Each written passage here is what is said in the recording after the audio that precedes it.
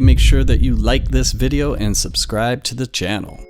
All eyes are on Washington, D.C. this week, as January 6th is the big day for those who are hoping that Donald Trump will stay in office for a second term. In this video, I'm going to give you the actual rundown about what is going to happen in Washington, D.C. this week. I mean how the real world works, not necessarily how some people want it to be. I'm going to announce something never heard before, so you'll want to stick around for that. And I will show you the exact moment you need to pay attention to on Wednesday, where we will find out whether the Trump prophecies are in fact failed prophecies. We're just getting started, so don't forget to hit the like and subscribe to this channel. Let's go.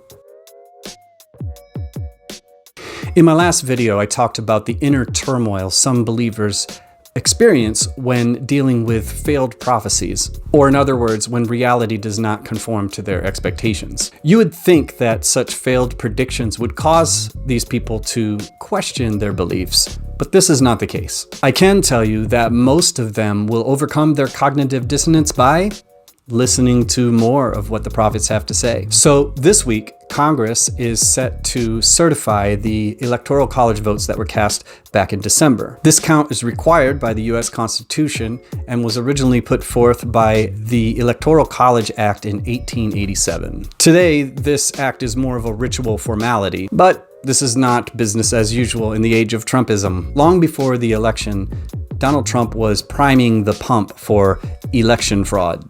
This is nothing new, and both political parties have done this sort of thing in the past. Back in 2012, there was some noise about voter fraud during the election between Barack Obama and Mitt Romney. I remember this because I was caught up in a fake news scandal, which I will tell you about in a separate video. But for now, let's just say it involves myself, some Enterprise rental vans, Big Bird, and being chased down by women with guns. While voter fraud allegations are nothing new, this week's procedural count is going to be met with a lot of noise.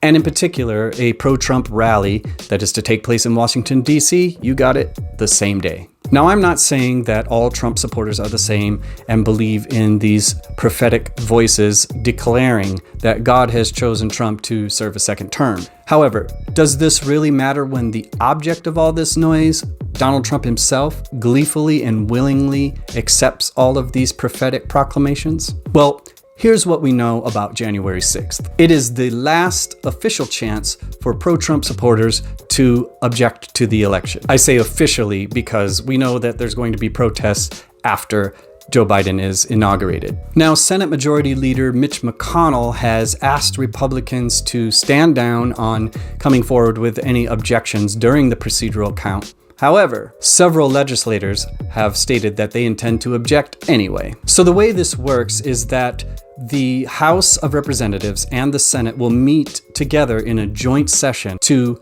officially declare the winner of the election. This will happen at 1 p.m. in the House chamber. Their job is simply to open up the envelopes and count the votes. And there are not going to be any surprises in those envelopes. We already know the count. We know the count.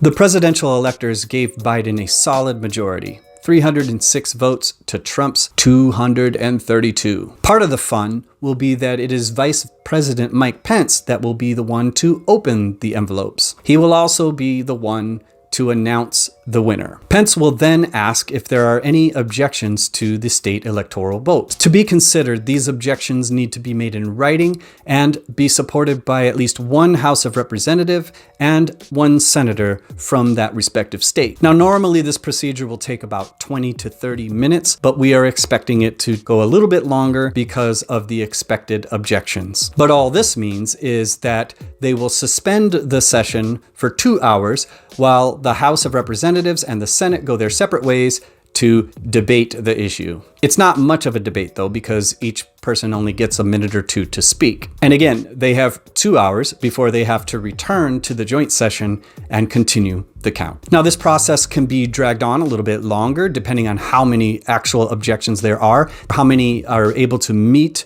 the criteria of having both a House member and a senator support the written objection. So far, the top 2 Republican senators have denounced this move. Mitch McConnell has discouraged any objection, and the second leading Republican Senator John Thune says that this would go down like a shot dog. Like a shot dog. However, the first senator to come forward stating that he is going to give an objection happens to come from my new home state of Missouri, Josh Hawley. Now, before I announce my candidacy to depose Josh Hawley in 2024, you hear that, Josh? There's a new sheriff in town.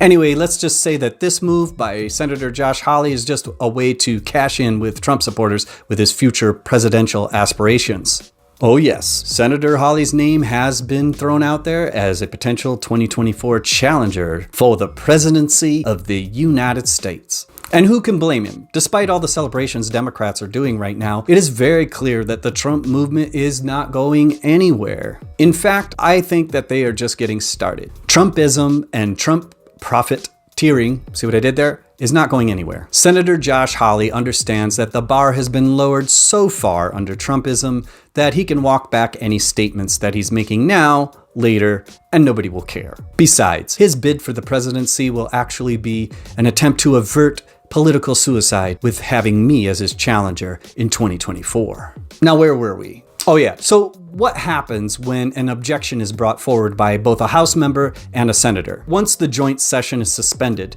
the House and the Senate will go their respective ways and then debate and vote on the objections. And here is where the attempt to overturn the election will be pretty much stopped. To uphold the objection, there has to be a simple majority vote. And we know that that has no chance of happening. So anything less than a majority vote means that the objection is tossed out and the electoral votes are counted. Even with Republican control over the Senate, the objection is going to die in the House. So yes, I do believe that it will take divine intervention to overthrow the Electoral College vote on Wednesday, January 6th. But this is just all theater to set up future political motives. This has nothing to do with really overturning the election. In the eyes of the Trump-supporting public, this is just giving more hope and more steam for the movement. So perhaps the prophets are betting on something extraordinary to happen in the next couple of days, but I even think that they know better. Here's another important thing to consider. What is going to happen on January 6th has nothing to do with election fraud. That is not the purpose of the joint session. As election law expert Rebecca Green stated in USA Today, the sole purpose of this convening is for Congress to determine which ballots are the ballots that were certified by the states. That's it. They count and confirm the votes. That is the constitutional purpose of the meeting. It is not a trial. There will not be any presenting of evidence. There will be no witnesses. That is not the purpose of this meeting on January 6th. So even if a few objections slow down the process outside of an act of God and divine intervention, the election will be officially over. So after all the votes are counted, Mike Pence will be the one to stand up and declare the winner of the election. And this will be the big moment in my view, because so far, Mike Pence has not contradicted any of the Trump rhetoric about not conceding the election. So here's my prediction, and let me be clear. This is not a prophecy. This is me using my sense of rationality to determine, given the facts that are in front of me, what I think is really going to happen on January 6th. Are you ready? I make no claims of divination, despite my rejections of anybody with so-called prophetic insight. Now, the worst case scenario, or if you're one of the prophets, the best case scenario, is that the pro-Trump legislators somehow manage to slow down this process and drag it out. And by that, I mean it could be a few days, potentially. If there were 50 objections raised from the states, or maybe even 100, that would allow 2 hours for each objection before, by the constitutional procedure, the results need to be declared. So we're looking at maybe about 100 hours. That's the worst case or best case scenario, depending on your view. In the end, the Constitution requires that the joint session reconvenes and that Mike Pence will need to declare the winner of the election. Just like Joe Biden did 4 years ago when he sat in the same seat. Some Democrats objected, but Joe Biden said, "It's over, man."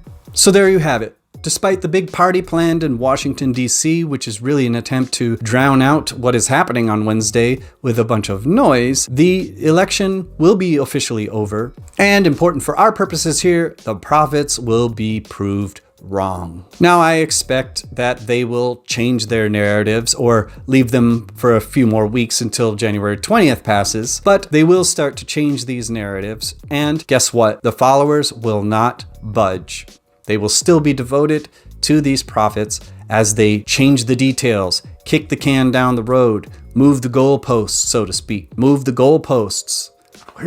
Where does move the goalposts come from? Has moving the goalposts ever really happened in a game? Anyway, after all of this, the prophets are going to have to rewrite their scripts. My question remains the same. How is it that people still follow these prophets? Doesn't their faith require some elements of rational thought? Isn't our ability to reason perhaps a divine gift? And here is where we can see that Trumpism and the pseudo-prophetic share similar structures as an apparatus of propaganda. These prophets will continue to market their gifts to eager consumers. This is why capitalism has been grafted into many white Christian evangelical lexicons of biblical principles. And this is why serving two masters has become such a natural state of being for many believers. I can't bother myself with their moral outrage against secularism. Such people should not be called Christians. Rather, I prefer to describe them as radical right-wing Christianists. Let's hashtag this term because it's the most appropriate one.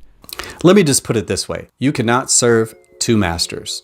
Now, in my last video, I gave you a little bit of insight to who I am and my background being a part of these prophetic ministries and things like that before. I am concerned about this so-called prophetic movement. Remember the fireman who predicted Donald Trump's election to the presidency? His name is Mark Taylor, and since that event, he has gone all ham on it. He's published books, been on speaking engagements. He is riding that prophetic circuit. And of course, he's not alone. Donald Trump has drawn upon this streak of evangelical Christianity for all it's worth. So I'm looking forward to making a new video on January 6th, which I have declared is going to be a day of repentance for prophets of Trump.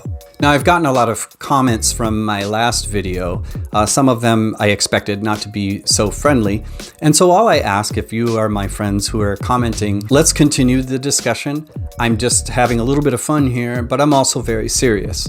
It is possible to be respectful to one another even though we disagree on this issue. We're just getting started, so please like and subscribe to this channel because there's a lot more coming, including my declaration to run against Josh Hawley in 2024. 2024 Senate run against Josh Hawley. It really sounds like a good idea. Also, check out my podcast along with my co-host Jason McNair called The Proximity Portal, which you can find wherever you find podcasts. And you can also tune into the show here on YouTube. And for those that tune in regularly, please consider becoming a Patreon supporter, which you can find that information linked below as well. Thank you again. This is Avi Penhollow, and I will see you next time.